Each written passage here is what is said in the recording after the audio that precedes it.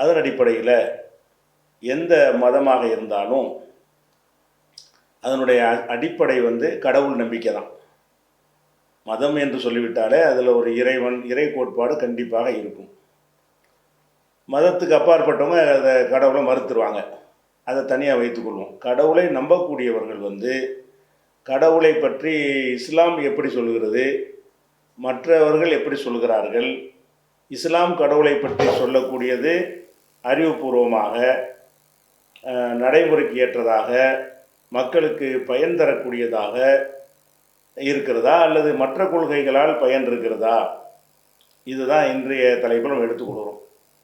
அப்போ கடவுளை பற்றி எல்லா மதங்களும் சொன்னாலும் இஸ்லாம் கடவுளை குறித்து சொல்லக்கூடிய இலக்கணங்கள் இருக்கு இல்லையா, அவற்றை எடுத்து பார்த்தீங்கன்னு சொன்னால் இந்த கடவுள் மறுப்பாளர்கள் என்னென்ன காரணங்களை சொல்லி கடவுளை மறுப்பார்களோ அந்த வாசல்களை எல்லாம் இஸ்லாத்தினுடைய கடவுள் கொள்கையை சுத்தமாக அடைத்து விடுகிறது. கடவுளை மறுக்கக்கூடியவங்க பெரும்பாலும் எதனால் மறுக்கிறாங்கன்னு சொன்னால், இந்த கடவுளை வைத்து சிலர் சம்பாதிக்கிறார்கள், கடவுளின் பெயரால் மனிதர்கள் தான் சுரண்டி சாப்பிடுகிறார்கள், இதுதான் பேசிக்காக அவங்க மறுக்கக்கூடிய ஒரு விஷயம். அப்போ இந்த மதத்தின் பெயரால் சுரண்டல் ஏமாற்றுதல் எல்லாம் நடக்குது என்று சொன்னால், அது கடவுளின் பெயரால் தான் நடக்குது என்று சொன்னால், அந்த கடவுள் எதுக்கு என்ற மாதிரியான விமர்சனங்கள்லாம் வைக்கப்படுவதற்கு அந்த கடவுள் கோட்பாட்டில் உள்ள கோளாறுகள் காரணமாக இருக்குது. இஸ்லாத்தை பொறுத்த வரைக்கும் அதனுடைய கடவுள் கோட்பாடு ரொம்ப ரொம்ப தெளிவான முறையில் சொல்லப்பட்டிருக்கிறது. அந்த கோட்பாட்டை முழுமையாக நம்பினால் இந்த மதத்தை வைத்து, இஸ்லாம் என்கிற இந்த மதத்தை வைத்து யாரும் யாரையும் ஏமாற்ற முடியாது. ஆனால் முஸ்லீம்களையும் போலிகள் நுழைந்து ஏமாற்றி கொண்டிருக்கிறார்கள். யாரை ஏமாற்றுகிறார்கள் என்று சொன்னால், இஸ்லாம்னா என்னென்று அறியாத மக்கள்கிட்ட போய் ஏமாற்றி கொண்டிருக்க முடியுமே தவிர இஸ்லாத்தை அறிந்த மக்கள்கிட்ட அவங்க ஏமாற்ற முடியாது. அந்த அளவுக்கு இஸ்லாத்தினுடைய கடவுள் கொள்கை தெள்ள தெளிவாக இருக்கிறது. அந்த கடவுள் கோட்பாட்டில் முக்கியமான கோட்பாடு என்னன்னு சொன்னால், இந்த அகில உலகத்திற்கும் ஒருவன் தான் கடவுள், ஒரே ஒருவன் தான் கடவுள் அப்படிங்கிற ஒரு நிலைப்பாட்டை இஸ்லாம் சொல்கிறது. இந்த ஒரு கடவுள் கொள்கையில் தான் பிற மதங்களிலிருந்து இஸ்லாம் முக்கியமாக வேறுபடுகிறது. வேறு அடிப்படைகளும் இருக்கிறது. முக்கியமான வேறுபாடு என்னன்னு சொன்னால், இஸ்லாம் எந்த கட்டத்திலையும் ஒரு கடவுளுங்கிற ஒரு விஷயத்தில் சமரசம் செய்யாது, வளைந்து கொடுக்காது, அதில் அட்ஜஸ்ட்மெண்ட் பண்ணுற வேலைக்கு இடமில்லைங்கிற வகையில் அழுத்தம் திருத்தமாக திருமறை குர்ஆன் சொல்லுகிறது, இஸ்லாம் சொல்லுகிறது. ஓ இலாஹுக்கும் இலாஹுன் வாஹித், உங்களுடைய இறைவன் ஒரே இறைவன் தான், அவனை தவிர வேறு கடவுள் இல்லவே இல்லை என்று திருக்குர்ஆனில் 2வது அத்தியாயத்தில் 163வது வசனத்தில் இருக்கிறது. நிறைய இருக்குது. உதாரணத்துக்காக ஒன்றை சொல்லி காட்டுகிறோம். அப்போ இந்த அகில உலகத்திற்கும் ஒரு கடவுள் என்பது சரியா, நிறைய கடவுள் என்பது சரியா? நம்ம கடவுள் நம்பிக்கை உள்ளவர்களுக்கு தான் இந்த கேள்வி. கடவுள் இப்படி இருக்கிறான் என்பதற்கு வேற ஒரு தொடரில் நம்ம பேசுவோம், அதற்குரிய ஆதாரங்கள் நம்ம பேசுவோம். இப்போ கடவுள் இருக்குது என்று நம்பக்கூடியவர்கள் மத்தியில் இந்த ஒரு கடவுள் என்பது தான் சரியான கொள்கையாக இருக்குமா, பல கடவுள் என்பது தான் சரியாக இருக்குமா, இதை நம்ம ஆய்வு செய்யணும். முதல்ல கடவுள்னா யார்? நம்மளா ஒன்றை கடவுள் நினைத்து கொண்டால் கடவுள் ஆயிடுவாரா? கடவுளுடைய ஒரு முக்கியமான இலக்கணம் என்ன என்று சொன்னால், இஸ்லாம் சொல்லக்கூடிய முக்கியமான இலக்கணம் என்னன்னு கேட்டால், கடவுள்னா யார் படைக்கிறானோ அவன் தான் கடவுள், படைத்தவன் தான் கடவுள். இது இஸ்லாத்தினுடைய கோட்பாடு. படைத்தவன் தான் கடவுள் என்று சொன்னால், இப்போ நம்ம அண்ட சராசரங்களில் பார்க்குறோம், இவை எல்லாமே ஒருவனால் படைக்கப்பட்டு இருக்குமா, பலரால் படைக்கப்பட்டு இருக்குமா? நாம் வாழ்கிற பூமி இருக்கிறது. இந்த பூமி ஒரு பொருள் தான், அது ஒரு கோள் தான், அது உருண்டை தான் அது. அப்போ ஒரு கோளாக இருக்கக்கூடிய இந்த பூமியை ஒருவன் படைத்திருப்பானா அல்லது இதை பல பேர் சேர்ந்து படைத்திருப்பார்களா? இந்த இந்தியா, பாகிஸ்தான், இந்த மாதிரி தமிழ்நாடு, கேரளா என்று எல்லையெல்லாம் அதில் போடப்படவில்லை, நம்ம தான் போட்டுக்கிட்டோம். அது கற்பனையாக போட்ட ஒரு விஷயம் தான். எல்லாம் சேர்ந்து ஒரு உருண்டை தான். அப்போ எல்லாம் சேர்ந்து இந்த பூமி ஒரே ஒரு பொருளாக இருக்கும் பொழுது, இந்த பூமியை ஒருத்தன் தானே படைச்சிருப்பான், பலரும் படைச்சிருக்க மாட்டாங்கல்ல. இந்த பூமியவே ஒருத்தன் படைத்திருக்கிறான்னு சொன்னால், பூமியில் உள்ள எல்லாரையும் ஒருத்தன் தானே படைச்சிருப்பான். அந்த பூமியில் தான் நம்ம வாழ்கிறோம், மற்ற உயிரினங்கள் வாழ்கின்றன, மரஞ்செடி கொடிகள்லாம் வளர்கின்றன, இன்னும் ஏராளமான பொருள்கள் இந்த பூமியில் கிடைக்கின்றன. அப்போ இதில் எல்லாவற்றையுமே ஒருவன் தான் படைத்திருக்கிறான் என்று நம்ம நம்ப வேண்டுமா, அல்ல நிறைய பேர் படைத்தார்கள்னு சொல்ல முடியுமா? இந்த பூமியில் இந்திய பகுதியை படைத்தது இவர், அமெரிக்கா கண்டத்தை படைத்தவர் இவர், ஆப்பிரிக்கா கண்டத்தை படைத்தவர் அவர், ஐரோப்பாவை படைத்தது இவர், மண்ணை படைத்தது இவர், தண்ணீரை படைத்தது இவர் என்று பிரிக்க முடியுமா? அவர் பிரிஞ்சு தான் எல்லாம் ஒன்றா சேர்ந்துருக்க முடியுமா? இல்லை. அப்போ இது ஒரு ஒரே பொருள். இந்த பூமி என்பது ஒரே ஒரு பொருள். இந்த பூமிங்கிற இந்த ஒரு பொருளை ஒருவன் தான் படைத்திருப்பான் என்று சொன்னால், அப்போ எதுக்காக நமக்கு பல கடவுள் வருகிறது?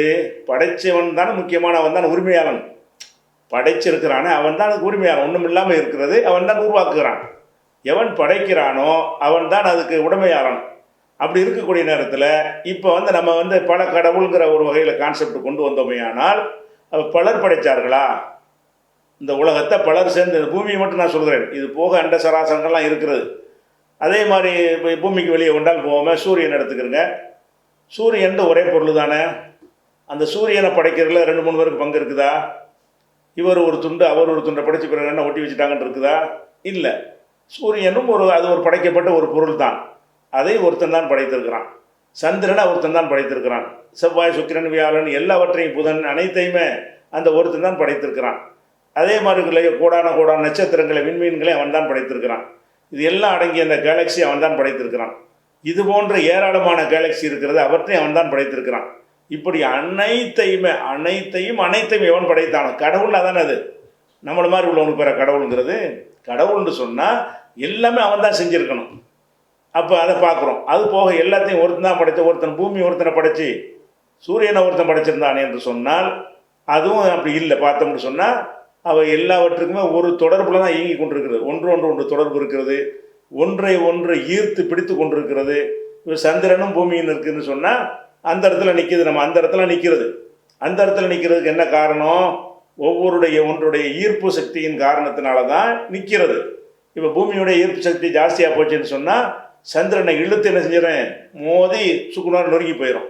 அதை ஒரு தொழில் நிப்பாட்டி, இதை ஒரு தொழில் நிப்பாட்டி, இதுக்கும் இழுக்கக்கூடிய ஒரு காந்த சக்தியை கொடுத்து, அதற்கும் ஒரு சக்தியை கொடுத்து, இந்த 2 பேலன்ஸ் பண்ணுற வகையில் தான் இந்த பூமி என்ன செய்கிற, பூமியில் எல்லா கோள்களுமே ஒன்று ஈர்க்கிற ஒரு தன்மையின் காரணமாகத்தான் அது நிறுத்தப்பட்டிருக்கிறது என்பதை நம்ம பார்க்குறோம். அப்படி இருக்கக்கூடிய நேரத்தில் இது தொடர்பு இருக்கும்போது ஒருத்தான படிச்சிருக்கேன்னு எல்லாத்தையும் ஒரு சங்கிலியால் இணைக்க, இப்போ கண்ணுக்கு தெரியாத தூண்களை கொண்டு, சங்கிலிகளை கொண்டு ஒன்றோடு ஒன்று பிணையப்பட்டிருக்கிற ஒரு விஷயத்தை பார்க்குறோம். அதனால தான் இங்கேருந்து சந்திரனுக்கு மனுஷன் போயிட்டு வர்றான். அங்கே வேறு ஒரு ஆதிக்கம் இல்லை. இங்கேருந்து நம்ம சந்திரனுக்கு போக முடிகிறது, செவ்வாய்க்கு ராக்கெட் அனுப்ப முடிகிறது. அது எதை சேர்ந்ததப்போ நம்ம எல்லாம் ஒருத்தனுடைய கண்ட்ரோலுக்கு போய் தான் போக முடிகிறது. அது வேறு ஒருத்தன் படைச்சிருந்தான்னு சொன்னால் அங்கேருந்து தடுத்துப்படுவான். அங்கேருந்து இங்கேயான வர்றீங்கன்னு. அப்போ இதுலேருந்து எங்கே வேணாலும் நம்ம போக முடிகிறது. அப்போ அங்கேருந்து வர முடிகிறது என்று சொன்னால் இது எல்லாமே ஒரே ஒருத்தன் படைத்தான். இவ்வளவு அண்ட சராசரங்களை ஒருத்தன் படைத்தான் என்று நம்புவது அறிவுக்கு பொருத்தமானதா? அப்படி இல்லாமல் என்ன செய்கிறோம்? நாங்கள் தமிழ் பேசுகிற மக்கள், எங்களுக்கு இவர் கடவுள். நாங்கள் மலையாளி, அதனால் எங்களுக்கு இவர் கடவுள். நாங்கள் இந்த சாதி, அதனால் எங்களுக்கு இவர் கடவுள். நாங்கள் இந்த குலம், அதனால் எங்களுக்கு இவர் கடவுள் அப்படின்னு சொல்லி கடவுள்களை இப்படி நம்ம ஒட்டுமொத்த அண்ட சராசரத்துக்கே ஒரு கடவுள் என்று இஸ்லாம் சொல்கிறது. நம்ம என்ன பண்ணுறோம்னு கேட்டால், ஒரு பூமிக்குள்ளேயே ஏரியாவுக்கு தகுந்தவாறு, நிலத்துக்கு தகுந்தவாறு, மொழிக்கு தகுந்தவாறு, நிறத்துக்கு தகுந்தவாறு, குலத்துக்கு தகுந்தவாறு, கோத்தருக்கு தகுந்தவாறெல்லாம் என்ன செய்கிறோம், இதுதான் எங்கள் கடவுளுங்கிறோம். அப்போ நம்ம சிந்திச்சு பார்க்கணும். இப்போ தமிழனுக்கு ஒரு கடவுள்னு சொல்கிறீங்களே, அப்போ தமிழன் என்று தனியாக ஒருத்தனை படைச்சி ஒருத்தன் கடவுளாக இருக்கிறானா? அவன் தமிழன் வாழ்கிற அந்த பூமியை எவன் படைச்சானா அவன் தானே அந்த தமிழனையும் படைச்சிருப்பான். அப்போ மலையாளிக்கு அவன் ஒரு கடவுள், எங்கள் கடவுள் இவர் தாங்கிறான். அப்போ மலையாளி என்கிற ஒரு இனத்தை கடவுள் தனியாக படைச்சாரா? இல்லை. அப்படி படைச்சக்கு எந்த ஒரு ப்ரூஃபுமே கிடையாது. அப்போ ஒவ்வொரு மொழி பேசுகிறவனும் ஒரு தனித்தனி மூலத்திலேருந்து உருவானவனா? சயின்ஸே அதை பொய்யாக்கி விட்டுக்கிறது. மரபணு ஆய்வில் என்ன செஞ்சிட்டாங்க, ஜீனோ மரபணு ஆய்வில் உலகம் முழுவதும் ஒரு ஆப்பிரிக்க தாய் தந்தை மூலமாகத்தான் தோன்றியது. ஒரே ஒரு ஆப்பிரிக்காவுடைய தாய் தந்தை தான் முதல் படைப்பு, அவர்களிலிருந்து தான் நம்ம எல்லாருமே வந்திருக்கிறோம் என்று சொன்னால் அந்த ஒரு ஜோடியை எவன் படைத்தானோ அவன் தான் கடவுள். நம்ம மொழி பேசுகிற காரணத்தில் அந்த கடவுள் இல்லைன்னு ஆயிருமா? நான் மலையாளம் பேசுகிறேன், நீங்கள் தமிழ் பேசுறதுனால ரெண்டுக்கு வேறு கடவுள் ஆயிட முடியுமா? ரெண்டு பேர் அங்கே தானே போய் முடிய போகிறது. அப்போ எல்லாருமே ஒரு ஒரு தாய் தந்தைக்கு பிறந்தவர்களுங்கிற அந்த கோட்பாடை நம்ம சென்ற வாரம் வளர்க்கணுமே, அந்த கோட்பாடை உங்களுக்கு என்ன சொல்லி தருதுன்னு கேட்டால், இந்த உலகத்துக்கு ஒரு கடவுள் தான் இருக்கிறான், நிறைய கடவுள் கிடையவே கிடையவே கிடையாது என்பதை அழுத்தம் திருத்தமாக நம்ம சொல்லக்கூடிய காட்சியை பார்க்கிறோம். அப்போ இது ஒரு விஷயம். அதனால் இப்போ நம்ம நினைக்கிறோம், இப்போ கடவுளை எப்படியெல்லாம் பிரிக்கிறார்கள்னு கேட்டால், மொழி வாரியாக பிரிக்கிறார்கள், இனவாரியாக பிரிக்கிறார்கள், நிறவாரியாக பிரிக்கிறார்கள், தேசத்தின் அடிப்படையில் பிரித்து கொண்டு இது எங்கள் தேசத்துக்கு உள்ள கடவுள், இது உங்கள் தேசத்து கடவுள் என்று சொல்கிறார்கள். இதெல்லாம் நம்ம பிற்காலத்தில் மனிதகுலம் பல்கி பெருகிய பிறகு உண்டாக்கி கொண்ட பிரிவுகள் தானே தவிர இது எல்லாமே ஒரே ஒரு பொருள் தான். அதை விளங்கி கொண்டோமே ஆனால் இப்படி இத்தனை கடவுள் எதுக்கு வரணும் என்று ஒரு விஷயம் வந்துவிடும். திருக்குறானில் கூட என்ன செஞ்சுருக்குன்னா, இதை பற்றி குரானே கேட்குறது. என்ன கேட்குறதுன்னு கேட்டால், முகமது நபியை நீங்கள் சொல்லுங்கள், மக்கள்கிட்ட போய் சொல்லுங்கள், ரப்பு சமாவாத்தி மண் ரப்பு சமாவாத்தி ஒல்லர், வானங்களுக்கும் பூமிக்கும் உள்ள இறைவன் யார் என்று அந்த மக்கள்கிட்ட கேளுங்கள். கேட்டுவிட்டு குலில்லா அல்லாஹ் என்று நீங்கள் அவருக்கு விளக்குங்கள். அப்போ அல்லாஹுவை தவிர மற்றவர்களை இவர்கள் கடவுளை ஆக்குகிறார்களா? லா எம்லிக்குனலி அம்புசியும் நஃபா, இவர்கள் யாரை கடவுள் என்று நினைக்கிறார்களோ அவர்கள் தங்களுக்கே நன்மை செய்து கொள்ள மாட்டார்கள். உலகர்ரன், தங்களுக்கே கேடு செய்ய மாட்டார்கள். இப்போ ஒருத்தர் சூரியனை வணங்குறாரு, அந்த சூரியன் தனக்கு நன்மை செஞ்சுக்கிறோமா, தனக்கு கேடு செஞ்சுக்கிறோமா, இன்னொருடைய கட்டுப்பாடு இயங்குகிறதா? அப்போ தங்களுக்கே நன்மை செய்ய முடியாது. ஒருத்தர் மண்ணை வணங்குறாரு, மரத்தை வணங்குறாரு, அந்த மரம் தன்னை காப்பாற்றி கொள்ள முடியுமா? இந்த கால வெள்ளத்தில் அதுவும் அடிச்செல்லப்பட்டு விடுகிறது. எல்லா மரங்களும் எப்படி பட்டு போய்விடுகிறது, அது மாதிரி அதுவும் பட்டு போய்விடும் ஒரு காலத்துக்கு பிறகு. அப்போ அந்த மரங்களை வணங்கினால் மரம் தன்னைத்தானே காப்பாற்றி கொள்ளுமா, தனக்கு நன்மை செய்து கொள்ளுமா? நான் காலகாலத்துக்கு இப்படி இருந்து கொண்டிருப்பேன் என்று அது மாதிரி இருக்கிற ஒரு மரம் இருக்கிறதா உலகத்தில்? இருக்க முடியுமா? மரமோ கல்லோ பாறையோ எதுவோ. அப்போ இறைவன் என்ன கேட்குறான்னா, நீங்கள் எதை போய் கடவுள்னு சொல்றீங்களோ கொஞ்சம் யோசிச்சு பாருங்களேன். லா எம்லி கூனலி அம்புசியும் நஃபான் வலால்லர்ரா, தங்களுக்கே நன்மை தீமை செய்ய மாட்டார்களே. எப்படி நீங்கள் பல கடவுளை சொல்கிறீர்கள்? முகமது நபி நீங்கள் கேளுங்கள், ஹல் எஸ்தவில் ஆமா உல் பசீர், பார்வை உள்ளவனும் குருடனும் சமமாவார்களா? அடே, நாங்களுக்கு பார்வை உள்ளவனும் குருடனும் சமம் நீங்கள் சொல்லுவீங்களா? அப்படித்தானே இந்த ரெண்டு கொள்கையை நம்புறவங்களும் இருக்கிறாங்க. ஒருத்தன் சொல்லுகிறான், இந்த அண்ட சராசரி எல்லாத்தையும் பார்க்குறான், எல்லாம் ஒரு பொருள் தான், ஒரு யூனிவர்ஸ் தான், ஒரே கண்ட்ரோலில் தான் இயங்கி கொண்டிருக்கிறது, ஒருவனுடைய ஆதிக்கத்தில் மட்டும்தான் இப்படிலாம் செயல்பட முடியும். அப்படி இருக்கக்கூடிய நேரத்தில் அதை சரியாக கண்டுகொள்ளக்கூடியவன் பார்வை உள்ளவன். பார்வை கூட தெளிவாக இருந்து கூட இல்லை இந்த தமிழுக்கு இவர் தான் கடவுள், இந்த ஊருக்கு இவர் தான் கடவுள், இந்த தெருவுக்கு இவர் தான் கடவுள், இந்த காவல் தெய்வம் இந்த ஊரை இவர் தான் காக்குறாரு என்று சொல்லி நீங்கள் போல கண்ணை மூடிக்கொண்டு இப்படி செய்கிறீர்களா? இது பார்வையற்றவன் மாதிரி இருக்கிறது. இதை இறைவன் குரானில் எப்படி சொல்லி காட்டுறான்னு கேட்டால், ஹல் எஸ்தவில் ஆமா உல் பசீர், குருடனும் பார்வை உள்ளவனும் சமமாவார்களா? அம் ஹல் தஸ்தவில் துல்மாத் ஒன்னூர், ஒளியும் இருள்களும் சமமாகுமா? ஒன்று ஒளி ஒன்று இருள், ரெண்டு சமமாகுமா? இருவகையான கொள்கை உலகத்தில் இருக்கிறது. என்ன கொள்கை? அகிலம் அனைத்தையும் படைத்தவன் ஒருவன் என்று ஒரு கொள்கை. இல்லை இது அவர் படைத்தார், காற்றுக்கு ஒரு ஆள், மலைக்கு ஒரு ஆள், நெருப்புக்கு ஒரு ஆள், பூமிக்கு ஒரு ஆள், மாவட்டத்துக்கு ஒரு ஆள், மாநிலத்துக்கு ஒரு ஆள், இப்படியாக இனத்துக்கு ஒரு ஆள், ஜாதிக்கு ஒரு ஆள் என்று சொல்லி பிரித்து வைத்துக் கொண்டிருக்கிறீர்களே, இதெல்லாம் இருள்கள். ஏன்னா இவர்கள் படைக்கவில்லை. அப்போ படைக்காதவற்றை சொல்லும்போது சரியாக வருமானு கேட்டுட்டு அப்புறமேலு குரான் லாஜிக்காக கேட்குறது, அம் ஜாலுல் இல்லாஹி சுரக்கா ஹலகு ஹல்கஹி, இந்த இறைவன் படைத்தது போல நிறைய பேர் நிறைய யூனிவர்ஸை படைத்து அதனால் யார் படைச்சதுன்ற குழப்பம் ஏற்பட்டு இப்படி போய்விட்டார்களா? எப்படி கேட்குறான்? அப்போ சாபகல் ஹல்கு அலைஹிம், அதாவது நிறைய படைப்பாளர்கள் இருந்து அதில் யார் படைச்சா, இது அந்த படைப்பாளன் படைத்தானா, இந்த படைப்பாளன் படைத்தானான் என்ற குழப்பம் ஏற்பட்டு அதனால் இவர்கள் இப்படி வந்து விட்டார்களா? நிறைய படைப்பாளன் இல்லை, அப்படி ஒன்றும் பிரச்சனை நடக்கவே இல்லையே. அப்போ அந்த மாதிரி இருக்கும்போது என்ன நினைக்கணும்னா, ஒன்றை இதை போய் கடவுள்னு சொல்வதாக இருந்தால் இது ஒரு பொருள், இதை விட்டுருங்க, இதுவாக உண்டானுச்சா, இது யாராவது படைச்சாங்களா? நம்ம தான் படைத்தோம், நம்மளா படைத்தது எப்படி நம்ம கடவுள் என்போம்?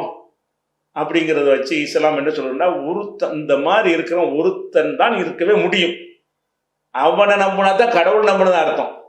இல்லைன்னா கடவுள் இல்லாத ஒன்றை நீங்கள் கடவுள் நம்புறீங்கன்னு அர்த்தம். கடவுளை நம்புறேன்னு சொல்வதனால் கடவுள் நம்பினது ஆகாது. கடவுள் என்று சொன்னால் அவனுடைய ஆற்றல், அவனுடைய வல்லமை, அவனுடைய சக்தி, அவனுடைய பிரம்மாண்டம் அனைத்தையும் உள்ளடக்கிய வகையில் ஒருத்தனை நம்ப வேண்டும்.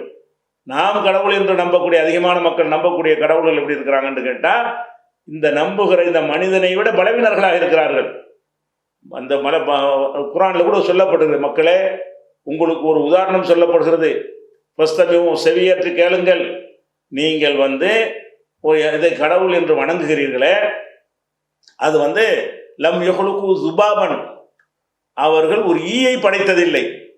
ஒல விஜிதமஹு லஹு, அவங்க எல்லாரும் ஒன்று சேர்ந்தாலும் சரி ஒரு ஈயை படைத்திருக்கிறார்களா? பிரம்மாண்டமா ஒரு நீங்க செதுக்குகிறீர்கள், உண்டாக்குகிறீர்கள், அவை ஒரு ஈயை படைக்குமா, ஒரு எறும்பை படைக்குமா? படைத்தது இல்லை.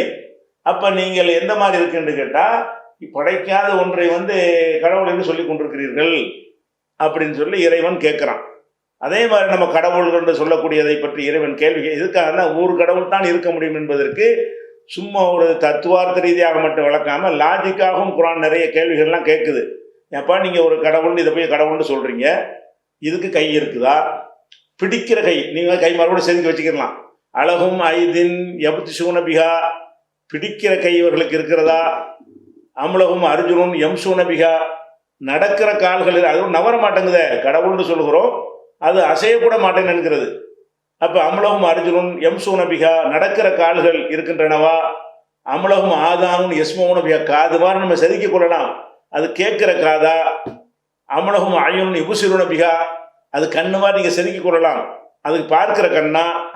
இப்படி குர்ஆனில் உள்ள வசனம் இதெல்லாம். அம்லகும் அயுனும் யுபுசிருன பிஹா, அவற்றுக்கு பார்க்கிற கண்கள் இருக்கின்றனவா? அல்லது அம்லகும் ஆதானும் யஸ்மூன பிஹா, கேட்கிற காதுகள் இருக்கிறதா? அம்லகும் அர்ஜுனும் யம்சூன பிஹா, நடக்கிற கால்கள் இருக்கிறதா? அம்லகும் ஐதின் யப்திஷூன பிஹா, பிடிக்கிற கைகள் இருக்கிறதா? அப்ப இதெல்லாம் இல்லைன்னு, அது பிடிக்க கை கூட இல்லை, நடக்கிற கால் இல்லை, கேட்கிற காது இல்லை, பார்க்கிற கண்ணு இல்லை, நீங்களா அதை உருவாக்கி கொண்டு என் கடவுளுங்கிறீங்க. அப்ப நீங்க படைத்தது நீங்க கடவுளாக்கணுமா? உங்களை படைத்தது கடவுளாகுமா? அப்படி நினைத்தீர்களே ஆனால், நம்ம படைச்சது கடவுளானால் நிறைய கடவுளாகி போயிடும். நம்மளை படைத்தவன் கடவுள்னு சொன்னா ஒண்ணுதான், இப்படி வந்துடும். அது போக என்ன செய்யறாங்கன்னா, இந்த கடவுள் உலகத்தில் உள்ள எல்லா கடவுள் நம்பிக்கையும் கலந்து இஸ்லாத்தை நான் கம்பேர் பண்ணி உங்களுக்கு சொல்லுகிறோம். அப்போ சில பேர் என்ன செய்யறாங்கன்னு கேட்டால், சில நம்பிக்கை கடவுள் இலாக்காவாக பிரிக்கிறாங்க. கடவுளை மாநிலம் மாவட்டம்னு பிரிக்கிறதுக்கு பதிலாக இன்னும் சில பேர் என்ன செய்யறாங்க, இவர் படைக்கிற கடவுள், இவர் காக்கிற கடவுள், இவர் அழிக்கிற கடவுள் என்று சொல்லி கடவுளை ஒரு 3 வகையாக பிரித்து, இவர் காப்பாற்றுறது இவருடைய வேலை, அழிக்கிறலாம் இவருடைய வேலை, காப்பாற்றுறது இவர் வேலைன்னு சொல்லிட்டு இப்போ இலாக்காவை பிரிக்கிறார்கள். அப்போ இப்படி பிரித்து கொண்டீர்கள்னு சொன்னால் அவங்களுக்குள்ளே ஒரு மோதல் என்ன செய்வீங்க? இல்லை, படைத்த ஒருத்தருக்கு காக்க தெரியாதா? படைத்ததுக்கு என்ன அர்த்தம்? ஒன்றும் இல்லாமல் இருந்து படைச்சு விட்டாரு. ஒன்றும் இல்லாமல் இருந்து படைச்சி விட்ட பிறகு அதை காப்பாற்றுறதுக்கு கெப்பாசிட்டி இல்லைன்னா அவர் கடவுள்? அவரே காப்பாற்றிட்டு போவார, அவரை அழிச்சிட்டு போவார. நமக்கு படைக்க மட்டும்தான் தெரியும், நீ காப்பாற்றுற உன் வேலை, அழிக்கிறது உன் வேலைன்னு சொன்னால், அப்போ அந்த படைச்சார்ல அந்த படைச்சவர் இவங்களையும் படைச்சாரா இல்லையா? படைத்தவருக்கு அர்த்தம் என்ன? அனைத்தையும் படைத்தவர். அப்போ காக்கிறவரையும் அவர் தானே படைச்சிருப்பாரு, அழிக்கிறவன் அவர் தானே படைச்சிருப்பாரு. அப்போ கடவுளை ஒருத்தர் தானே வருது மறுபடியும் பார்த்தாங்க. அப்போ படைத்தவன் என்று யாரை சொல்றீங்களோ அதோடு நிறுத்தி கொள்ளாம அப்புறம் காக்கிறவன் அழிக்கிறவன் படைச்சவரை விட்டு அவரோட கை கட்டிக்கிட்டு இருக்கிறாரு. அதுக்கு பிறகு காக்கிற ஆளுக்கு அவங்க வேலையை பார்க்குறாங்க, அழிக்கிற ஆளுக்கு அவங்க வேலையை பார்க்குறாங்கன்னா என்ன ஆகுறது? அப்போ இதில் கடவுள் நிறைய இருக்கு. எந்த ஒரு முகாந்திரம் இந்த இலாக்காவே தேவை கிடையாது. இது 3ஐயும் சேர்த்து கடவுள் பார்க்க முடியாது. எவன் படைச்சானா அவனுக்கு அழிக்க தெரியாதா அல்லது காக்க தெரியாது? அப்படி தெரியாட்டி அவன் கடவுளா? எல்லாம் முடிஞ்சாதானே கடவுள். கடவுளுக்கு குர்ஆனில் திருப்பி திருப்பி பல வசனங்களில் சொல்கிற கோட்பாடு என்னன்னு கேட்டால், அலா இன்னல்லாஹ் அலா குல்லி ஷைஇன் கதீர், அல்லாஹ் என்ற கடவுள் அனைத்துக்கும் ஆற்றல் உள்ளவன். இது முடியும், இது முடியாது, இவ்வளவுதான் ஏழும், இவ்வளவு ஏழாதுங்கிறது அல்ல கடவுள். எல்லாம் ஏழும், அவன் தான் கடவுள்.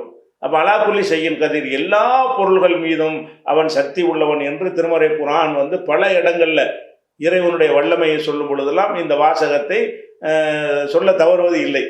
அந்த மாதிரி இருக்கும் பொழுது எல்லாத்துக்கும் சக்தி உள்ளவனாக ஒருத்தன் இருக்கும் பொழுது எதற்காக நீங்கள் சக்தியற்றவர்களை நீங்கள் படைக்கிறீங்க என்று கேட்கலாம்.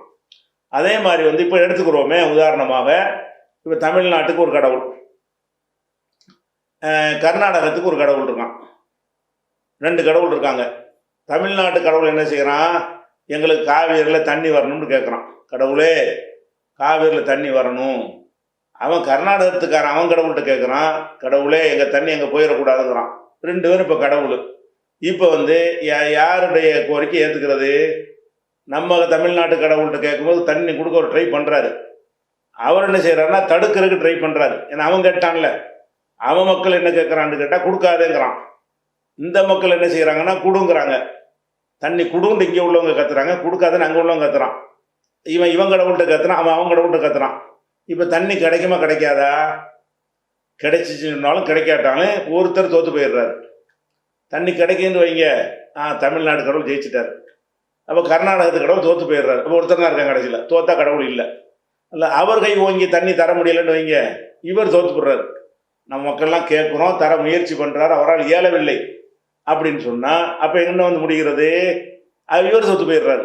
அப்போ தண்ணி வந்தாலும் தண்ணி வராவிட்டாலும் ஒரு கடவுள் தோத்துடுறான். தோத்துட்டா கடவுளாக இருக்க முடியாது. கடைசியில் அந்த ஒருத்தர் தான் கடவுளாக நிற்பான். எப்படி வந்து பார்த்தாலும் ஒரு கடவுளில் தான் முன்னாடி நிப்பாட்ட முடியுமே தவிர 2 கடவுள் இருக்கவே முடியாது. அதே மாதிரி வந்து இப்போ நான் இருக்கிறேன், நான் வந்து என்ன செய்கிறேன்னு கேட்டால், காக்கிற கடவுள் இருக்கார்ல, அவருக்கு வேண்டிய வணக்க வழிபாடுகள்லாம் செஞ்சு அவர் மனம் குளிர்ற அளவுக்கு நான் நடந்துக்கிட்டு இருக்கிறேன். அப்போ என்ன செய்கிறாருன்னா அழிக்கிற கடவுள் வர்றாரு என்னை அழிக்கிறதுக்கு. நான் வந்து காக்கிற கடவுள்கிட்ட முடையிடுறேன், கடவுளே என்னை நீ தான் காப்பாற்றணும், இருந்தாலும் அழிக்க வந்துட்டான். அவர் என்னை காப்பாற்ற வர்றாரு. இப்போ வந்து இவர் அழிக்க வர்றாரு. நான் அழிக்கப்படுவேனா காப்பாற்றப்படுவேனா? 2ல் எது நடந்தாலும் ஒருத்தன் தோற்று போயிடுறான். நான் அழிக்கப்பட்டேன்னு சொன்னால் அப்போ அழிக்க வந்தான் அவன் தான் கடவுள். இப்போ இந்த காப்பாற்றுறங்கிறவன் பொய்யா போயிட்டான். அவன் அழிக்க வந்து என்னை அழிக்க முடியலன்னு வைங்க, அப்போ காப்பாற்றுறவன் தான் கடவுளாக இருக்கிறான். நான் அழிக்கிறவன் கடவுள் இல்லை. நீங்கள் எங்கே வந்தாலும் நீங்கள் வந்து ஒன்றுலாம் போய் முடிக்க வேண்டியிருக்கும். கடவுள்னா தோல்வி வரக்கூடாது, நினைச்சதை செய்யணும். நினைஃபாலும் லிமா யூரித், நினைத்ததை முடிப்பவன். அது கடவுளுடைய ஒரு தனித்தன்மை. இஸ்லாத்தில் வந்து எதை நினைக்கிறானோ அதை முடிக்கிறவனுக்கு பேர் தான் கடவுள். அது சிந்திச்சு பார்க்கையில் வந்து இஸ்லாம் என்ன சொன்னால், ஒரு கடவுளை எத்தனை உங்களுக்கு என்ன இடைஞ்சல் இது? நீங்கள் கல்லை வணங்கினாலும் எதை வணங்கினாலும் மானசீகமான அந்த நம்பிக்கையின் அடிப்படையில் வணங்குறீங்க. இதை நம்புறதுக்கு பதிலாக அந்த சரத்துப்படுத்தி அவனை நம்பிட்டு போங்க. இதில் என்ன இருக்குது? இந்த ஒரு கல்லையோ மண்ணையோ முன்னாடி வைத்துக்கொண்டு நீ தான் எங்களை காப்பாற்றுன்னு சொல்கிறீங்கல்ல, அந்த நீ தான்ங்கிறது அது கல்லுன்னு உங்களுக்கு உருவகமாக ஏதோ இறைவன் நினைத்து கொள்கிறீர்கள். இதை தூக்கி போட்டு விட்டு எவன் அகில உலகத்தையும் படைச்சான் அவன் நினைச்சிட்டு போங்களேன். இப்போ எல்லாரும் அப்படி ஒருவனை நினைத்து விடும் பொழுது என்னவாகுதுன்னு கேட்டால் ஒரு கடவுளை ஒடியாது நின்றுது. அந்த ஒரு கடவுளுங்கிற கொள்கை இருந்தால் மட்டும்தான், இன்னும் சொல்ல போனால் இந்த உலகத்துடைய இயக்கத்தை பார்க்குறோம்.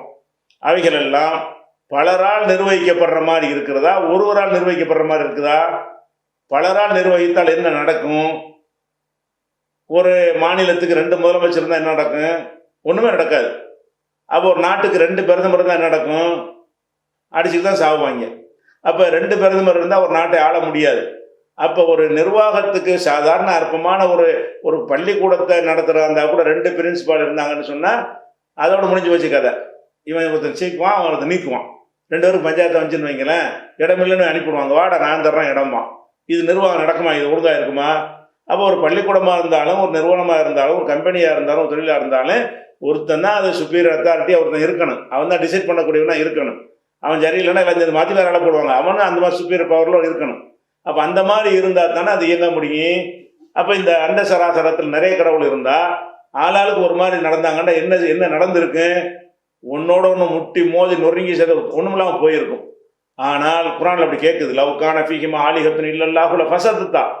அல்லாஹ்ங்கிற ஒரு கடவுளை தவிர வேற கடவுள்கள் இந்த பூமியில இருந்திருப்பார்களே ஆனால் 2ம் சேர்ந்து நாசமா போயிடும். வானமும் நாசமா போயிடும், வானங்களும் அதோட எல்லா அண்ட சராசரமும் நாசமா போயிடும், பூமியும் நாசமா போயிடும். அப்போ நம்ம பார்க்குறோம், இதை பார்க்குறோம். ஒருவனுடைய வழிகாட்டுதலில் ஒரே ஒரு சிஸ்டமாக இயங்கி கொண்டிருக்கிறது. ஒருத்தங்க கட்டளையிட்டு இயற்கையாக தான் தோன்றியா தன்னிச்சையாக நடக்கிற மாதிரியும் அது இல்லை.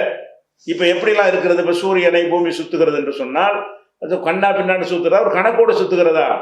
கணக்கோடு சுத்துகிறது. அதனால தான் இத்தனை மணிக்கு 2500வது வருடத்தை எடுத்துக்கொண்டால் கூட நம்ம சொல்ல முடியும் 2500ஆம் ஆண்டு சென்னையில் சூரியன் எத்தனை மணிக்கு உதிக்கும், சூரியன் எத்தனை மணிக்கு மறையும் என்று உங்களால் சொல்ல முடியும்.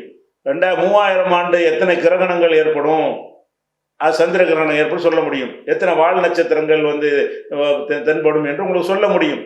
அப்போ எந்த ஊரில் கிரகணம் நடக்கும், அது எவ்வளோ நேரத்துக்கு நீடிக்கும், எந்தெந்த பகுதியில் உள்ள அதை பார்க்கலாமெல்லாம் இவன் சொல்கிறான்னு சொன்னால் அப்படி இருக்க போய் தானே சொல்கிறான். அப்படி கண்டு தான் பிடிக்கிறான் இவன். அப்படி செட்டப் என்ன இருக்குது, எல்லாம் ஒரு சிஸ்டமாக இருக்கிறது. அதனுடைய பூமியுடைய சுழற்சிக்கு ஒரு சிஸ்டம் இருக்கிறது, சூரியனுடைய ஓட்டத்துக்கு ஒரு சிஸ்டம் இருக்கிறது, சந்திரனுடைய சுழற்சிக்கும் ஒரு சிஸ்டம் இருக்குது. அந்த சிஸ்டத்துக்கு மாறி எதுவுமே நடக்க காணாம். எதை பார்த்தாலும் ஒரு நுணுக்கமான நுண்ணறிவாளனாக இருக்கக்கூடிய ஒருவன் ப்ரோக்ராம் பண்ணி இயக்கினால் எப்படி இருக்குமோ அப்படி இருக்கிறதா? இது பாட்டுக்கு பூமி பார்த்து தான் இஷ்டப்படி என்ன செய்யுது? ஒருத்தன் வண்டி ஓட்டுக்கிறான், ஒருத்தன் வந்து என்ன செய்யறான், 40 போகிறான், திடீர் 100 போகிறான், திடீர் 200 கிலோமீட்டர் போகிறான், திடீர் 20 கிலோமீட்டரில் போகிறான். இவன் எத்தனை மணிக்கு போய் சேருவான்னு கணக்கிட முடியுமா? கணக்கிட முடியாது. ஒரே பிடிச்சா 40 கடைசி வரைக்கும் 40 போகிறான்னு சொன்னால் இவன் வந்து இத்தனை மணிக்கு போய் சேருவான்னு கரெக்டாக சொல்லிட முடியும். அப்போ இந்த உலகம் அந்த மாதிரி இருக்குது, அந்த மாதிரி இருக்குதா? ஒரே சீராக இருக்குது. என்ன மாதிரியான நடந்தாலும் சரி அதனுடைய சுழற்சி முறை எதுலையுமே என்ன இல்லை, கணக்கு போட்டு செஞ்ச மாதிரி இருக்குது என்று சொன்னால் ஒன்றோடு ஒன்று மோதிக்கொள்ளாமல் எல்லாமே இழுக்கிற சக்தி இருக்கிறது. ஆனால் இழுக்கிற சக்தி இருக்கும்போது இதனுடைய இழுவைக்கு அது நவன்றாலோ, அதனுடைய இழுவைக்கு இது சாய்ந்து விட்டாலோ கதை குளோஸாக போயிடும், கந்தலாக போயிடும். அப்படி இல்லாமல் அது பாட்டுக்கு ஓடிக்கொண்டே இருக்குது, எதுக்கும் டிஸ்டர்ப் பண்ணாமல் ஓடுதுன்னு சொன்னால் ஒரு சிஸ்டம் போட்டு ஒருத்தன் இருக்கிறான்னு அர்த்தமா, நிறைய பேர் இருக்கிறாங்கன்னு அர்த்தமா? இப்படியான லாஜிக் எல்லாம் கேட்டு இஸ்லாம் என்ன சொல்லுதுன்னு கேட்டால், கடவுளுங்கிறது ஒரே ஒருத்தன் தான் இருக்க முடியும். நிறைய கடவுள் என்பது வந்து கண்டிப்பாக அதுவும் நம்ம கற்பனை. அது கடவுள் இப்படி நீங்கள் கற்பனை பண்ணி பாருங்களேன். ஒரே ஒரு கடவுள் தான் இருக்கிறான்னு வைங்க. அந்த கடவுள் இருக்கும் பொழுது ஒரு பொருளை எடுத்துக்கிட்டு இதான் கடவுள்னு சொன்னால் அவனுக்கு கோபமாக வராதா? நீங்கள் ஒரு மாநிலத்தில் முதலமைச்சர் இருக்கிறாரு. அந்த முதலமைச்சர் இருக்கும்போது நீங்கள் என்ன செய்றீங்க, முதலமைச்சருடைய அந்த டேபிள் இருக்குல்ல, அந்த டேபிளை போய் பார்த்து அதான் முதலமைச்சருங்கிறீங்க. அவர் கோபமாக வராதா? அங்கே போடப்பட்ட ஒரு சேரத்தை காட்டி தான் முதலமைச்சருங்கிறீங்க. நான் முதலமைச்சரா இந்த சேர் முதலமைச்சரான்னு கேட்பார்ல. அப்போ அந்த மாதிரி தான் நம்முடைய செயல்பாடெல்லாம் இருக்குது. அகில உலகத்தையும் படைக்கிற எவ்வளோ சூப்பு எங்கேயோ இருக்கிறான், அந்த கடவுளுடைய ஒரு வல்லமை மிக்கவன் இருக்கிறான். அவனை மறந்து விட்டு ஒவ்வொரு பொருளையும் எடுத்துக்கொண்டு பேனாவை எடுத்து தான் கடவுளுங்கிறீங்க, சட்டையை பிடிச்சி தான் கடவுளுங்கிறீங்க, கண்ணாடியை காட்டி தான் கடவுளுங்கிறீங்க, கல்லை காட்டி தான் கடவுளுங்கிறீங்க. அப்போ அந்த கடவுளுடைய பார்வையில் இது எப்படி எடுத்துக்கொள்ளப்படும்? நான் படைச்சிருக்கேன், இதெல்லாம் நான் படைச்சது, உன்னையும் நான் தானே படைச்சிருக்கிறேன். இவ்வளோ பிரம்மாண்டமான அண்ட சராசரத்தையெல்லாம் நான் படைச்சிருக்கும் பொழுது நீ என்னை விட்டு இப்படி உன்ன தேரன்னு கேட்க மாட்டானா? இப்படி நம்ம ஒரு கடவுளை கொள்கையில் நம்ம உறுதியாக இருக்கணும். இது குறித்து என்ன செய்ய இன்னும் சில விவரங்கள் இருக்குன்னு அடுத்த வாரம் பார்ப்போம்.